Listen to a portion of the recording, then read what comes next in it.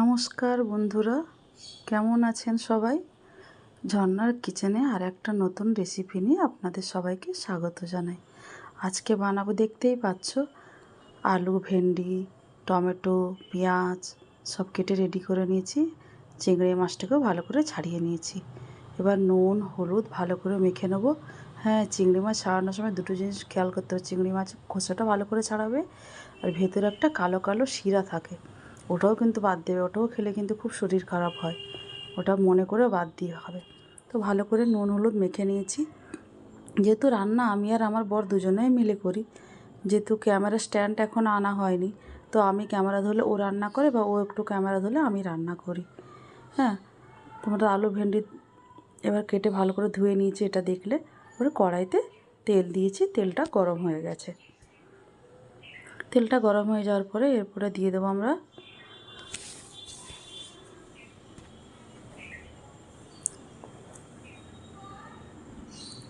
শুকনো লঙ্কার 5 ফোড়ন। হ্যাঁ, 5 ফোড়ন আর শুকনো লঙ্কা দিয়ে দিয়েছি।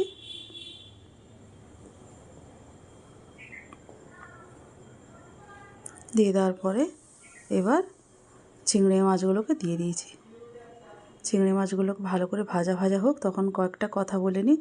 আমি তো নতুন রান্নার চ্যানেল খুলেছি, তার জন্য যদি কিছু ভুল হয়ে থাকে তোমরা কিছু মনে করো না।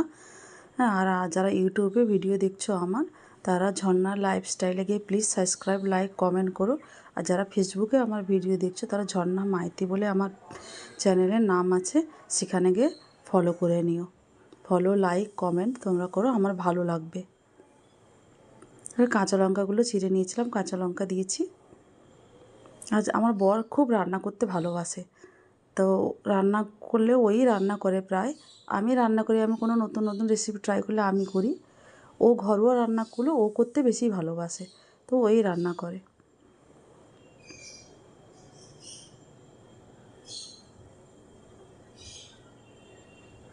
আলু দিয়ে দিয়েছি, দেখলে আলু দিয়ে একটু ভাজা ভাজাবে ঢাকা দিয়ে দিয়েছিলাম। তারপরে দিয়ে দিয়েছি গুঁড়ো মশলা। গুঁড়ো মশলার মধ্যে দিয়েছি লঙ্কার গুঁড়ো, আর গুঁড়ো মশলাগুলো একটু বাদেই দেবো। এবার আলু, চিংড়ি মাছ, কাঁচা লঙ্কা, মশলা, লঙ্কার গুঁড়ো যেহেতু দিয়েছি, লঙ্কার গুঁড়োটা একটু আগে দিলে কি হয়, রঙটা একটু ভালো আসে, তাই জন্য লঙ্কার গুঁড়ো দিয়েছি। আলুটাকে ঢাকা দিয়ে দিয়ে ভাজা করে নিচ্ছি। তারপরে দিয়ে দিলাম টমেটো কুচি। টমেটো, কেউ যদি টমেটো খেতেও না চায়, কারণ অনেক টমেটো খেলে প্রবলেম হয়, টমেটো নাও দিতে পারো। আমি সব তরকারিতে টমেটো দিয়ে বেশি খাই, তাই টমেটোটা বেশি ব্যবহার করি। তাই টমেটো ভালো ভালো করে ভাজা হয়ে গেছে। এরপরে দিচ্ছি ভেন্ডি। ভেন্ডি তো তাড়াতাড়ি সেদ্ধ হয়ে যায়, তাই ভেন্ডিটা একটু বাদেই দেবে তোমরা। ভেন্ডি আলু সব মশলাগুলো এভাবে ভালো করে নাড়িয়ে নেবে, এদিক ওদিক করে।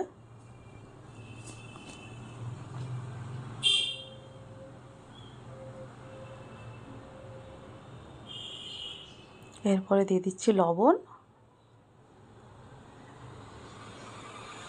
আর হলুদ গুঁড়ো। তো যেহেতু ক্যামেরাটা হাতে ধরেছি, একটু ক্যামেরাটা এদিক ওদিক হয়ে যায়। হলুদ গুঁড়ো লবণ দিয়ে ভালো করে মাখিয়ে নিব এইভাবে মশলাটাকে কড়াইয়ের মধ্যে।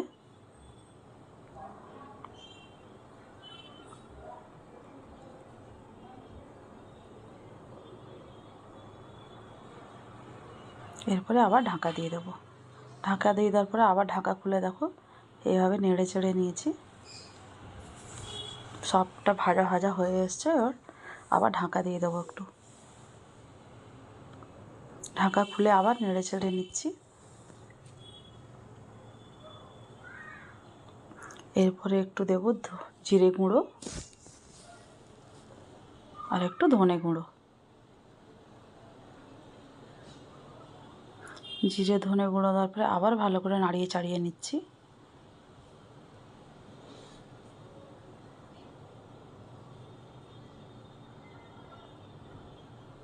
তোমরা একবার রান্নাটা বাড়িতে ট্রাই করে দেখবে, ভালো লাগবে।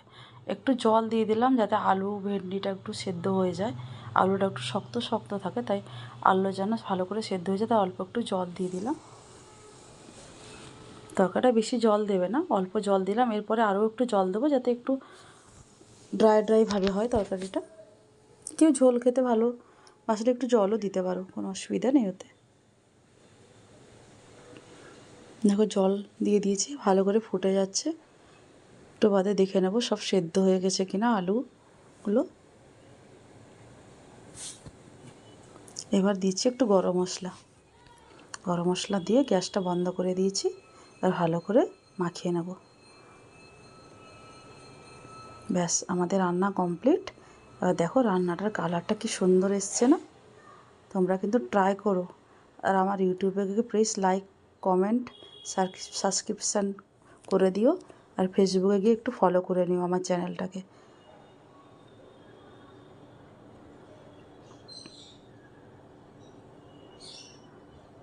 থ্যাংক ইউ বন্ধুরা, অনেক ধন্যবাদ তোমাদের সবাইকে।